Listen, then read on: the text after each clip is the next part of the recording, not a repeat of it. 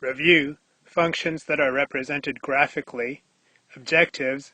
Given the graph of a function, you'll be able to do the following. First, you've got to make sure that you know what function is represented by the graph. So when you look at a graph, first ask yourself, what function is represented by this graph? Because sometimes you'll be asked a question about another function from the given graph. This will make more sense as we look at our problem for today. And then you'd also like to be able to use appropriate calculus to discern information about the problem from the graph. Yesterday we looked at analysis of particle motion, so this is not new. And in fact, yesterday we also looked at the graph of a velocity function. But the only difference was yesterday you were given an equation for the velocity function and you had to enter it into a graphing calculator and you looked at the graph. Today you're given the graph of the velocity function. You're not given an equation for it. So make sure you know what function is represented by the graph that you're looking at. So in this problem, we're looking at the graph of the velocity function. A squirrel starts at building A at time 0 and travels along a straight horizontal wire connected to a second building, B. On the time interval from 0 to 18 seconds, the squirrel's velocity is modeled by the piecewise linear function defined by the graph above. So we're looking at the graph representing the velocity of the squirrel. And in this problem, we have a squirrel that starts at building A, which is connected to another building, building B, by a wire. And the squirrel starts here. And this squirrel is moving along this wire. So it's moving along a particular axis, and we can consider this wire to be like the x-axis. So again, we're looking at what graph? We're looking at the graph of the velocity function. Use appropriate calculus to discern information about the problem from the graph. So you'll be doing this problem as a part of the homework assignment for tonight, but let's look at some of these questions. Part A, at what times in the interval from 0 to 18, if any, does the squirrel change direction? So you want to look at the graph of the velocity function, and you can see that some parts of the graph are above the x-axis or the t-axis, and some parts of the graph are below the t-axis. And when you have a part of the graph that's above the t-axis, you can see that the graph represents velocity, and the velocity of the squirrel is positive when the graph is above the t-axis, and it is negative when the graph is below the t-axis. Because in quadrant 1, y coordinates are positive, and in quadrant 4, y coordinates are negative. So you can use that to know which direction the squirrel is moving in. When the velocity is positive, the squirrel is moving to the right. When the velocity is negative, the squirrel is moving to the left. So with that, you should be able to do part A. Part B is asking, at what time in the interval from 0 to 18 is the squirrel furthest from building A? How far from building A is the squirrel at that time? So here's what you should observe. From 0 to 9 seconds, the squirrel is moving towards the right. So the squirrel is moving towards the right. And then at 9 seconds, it's going to stop momentarily, and it's going to go back towards building A. And then at 15 seconds, it will stop momentarily, and it will start going back towards building B. So you really need to figure out where the squirrel is at t is equal to 9, at t is equal to 15, and also at t is equal to 18. Where does it end up? And of course, we know it starts at building A at t is equal to 0. So how can you use the given graph to figure out the position of the particle at these 4 times? Not so much t is equal to 0, we already know, but at these other 3 times. That's objective 2. Use appropriate calculus to discern information about the problem from the graph.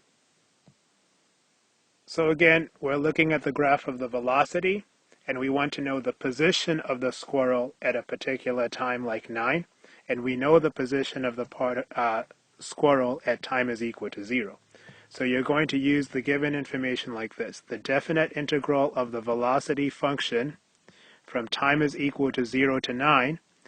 Using appropriate calculus, we know an antiderivative of the velocity is the position function. So the fundamental theorem of calculus says this definite integral will be equal to the position of the squirrel at time is equal to 9 minus the position of the squirrel at time is equal to 0. And since you know that the squirrel starts at building A at time is equal to 0, you know x of 0, and you can solve for x of 9. So this is what we have. The position at 9 is equal to the position at time is equal to 0 plus the net change in position from 0 to 9, which is given by the definite integral of the velocity function from 0 to 9 seconds. So how can we evaluate this definite integral? We interpret it also as the area that's under the graph of the integrand, which is the velocity function, the area that's between the graph of the velocity function and the t-axis.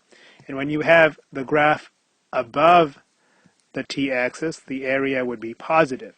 So you can see that what you have here is a trapezoid, and you can find the area of this trapezoid by using the formula for the area of a trapezoid. 1/2 times the height times the sum of the lengths of the 2 parallel bases.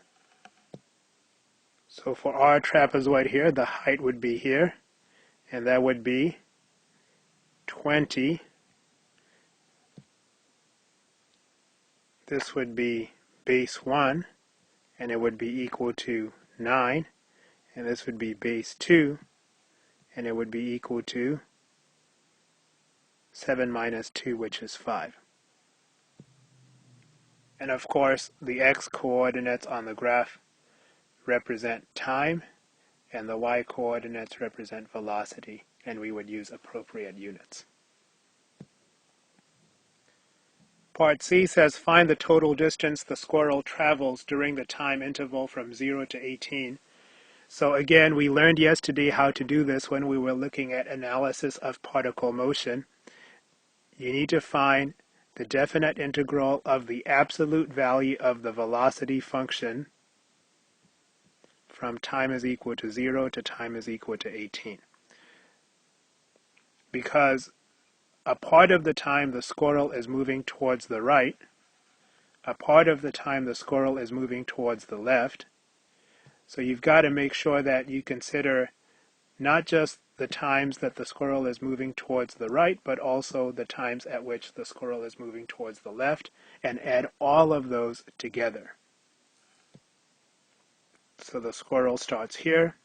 It starts by moving towards the right, and then it stops. It goes towards the left, and then it stops, and then it goes back towards the right.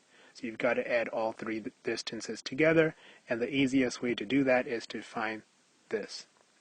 So you're going to consider the part here in the middle as positive area because we're taking absolute value of the velocity function for the integrand. Let's take a look at what's being asked for us to do in part D. Write expressions for the squirrel's acceleration, velocity, and distance from building A that are valid for the time interval from 7 to 10 seconds. So we're only thinking about the time interval from 7 to 10 seconds. Here's 7 seconds, and here is 10 seconds. So on that time interval from 7 to 10 seconds, what can we write for the what function can we write for the squirrel's velocity? Well, you're looking at the graph of the velocity function, so you just have to write an equation for this line segment to get a function for the velocity of the squirrel on the time interval from 7 to 10 seconds. But make sure you understand that we can do that because we're looking at the graph of the velocity function. When you have that, you can easily get the equation for the acceleration, because what's the relationship between velocity and acceleration? Acceleration is the derivative of the velocity function. So get the velocity function first, and then think about how you can get the position function for the squirrel using everything that you've learned so far.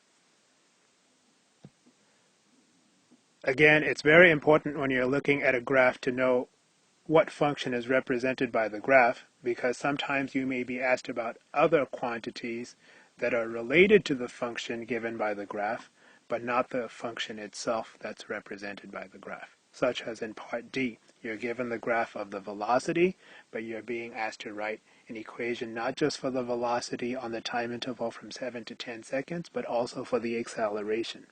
So you can't get the function for the acceleration. Well, you would have to work through the logic about how the given graph's function is related to the function that you want to get the correct answer. So it's important to know what graph you're looking at.